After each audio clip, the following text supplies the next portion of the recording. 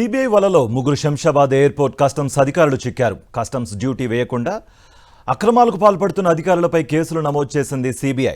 Foreign currency ఇస్తుండగా వలపన్ని పట్టుకున్నారు.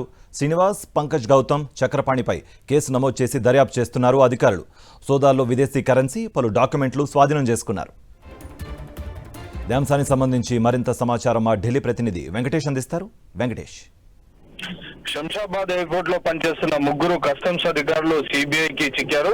ప్రధానంగా వీరు అంతర్జాతీయ ప్రయాణికులు తీసుకొచ్చేటువంటి గూడ్స్ పైన కస్టమ్స్ డ్యూటీ వేయకుండా లేకుంటే తగ్గించి చేయడం ద్వారా వారికి సహకరిస్తున్నారు. అలా సహకరించినందుకు విదేశీ కరెన్సీని తీసుకోవడం, ఇండియన్ కరెన్సీ ఇవ్వడం ఇలాంటి అక్రమాలకు పాల్పడుతున్నారు. సో ఈ విషయం పైన చాలా రోజుల నుంచి సిబిఐ అధికారులు పెట్టారు. సో దానికి సంబంధించినటువంటి సమాచారాన్ని అందుకున్నటువంటి సిబిఐ అధికారులు వాళ్ళు ఈ రోజు వాళ్ళని వలపన్ని పట్టుకున్నారు. మొత్తానికి ముగ్గురు అధికారుల పైన ఈ రోజు సిబిఐ కేసులు నమోదు చేసింది. అందులో ప్రధానంగా శ్రీనివాస్, పంకజ్ వీరిపైన కేసులు నమోదయ్యాయి. సిబిఐ దీనికి సంబంధించినటువంటి కేసు దర్యాప్తు చేసుకుని నమోదు చేసుకుని దీనికి సంబంధించినటువంటి సోదాలు కూడా చేపట్టింది. ఈ సోదాల్లో దాదాపు విదేశీ కరెన్సీని పట్టుకున్నారు. అలాగే దీనికి సంబంధించిన పలు ఇంపార్టెంట్ డాక్యుమెంట్స్ కూడా స్వాధీనం చేసుకున్నట్టుగా సిబిఐ ఒక ప్రకటనలో వెల్లడించింది. సో మొత్తానికి సిబిఐ కస్టమ్స్ అధికారిగా పనిచేసిన ఎరుకల శ్రీనివాస్, అలాగే కస్టమ్స్ సూపరింటెండెంట్ పంకజ్ గౌతమ్, పేరి చక్రపాణి, ఈ మొత్తం ముగ్గురు అధికారులు సిబిఐ వలకు చిక్కారు. సో మొత్తానికి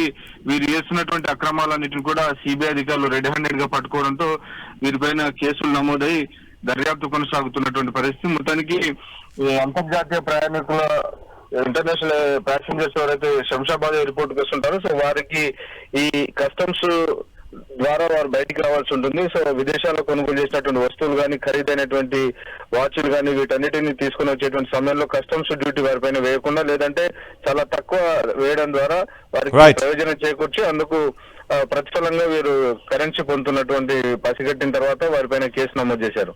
రైట్ వెంకటేష్.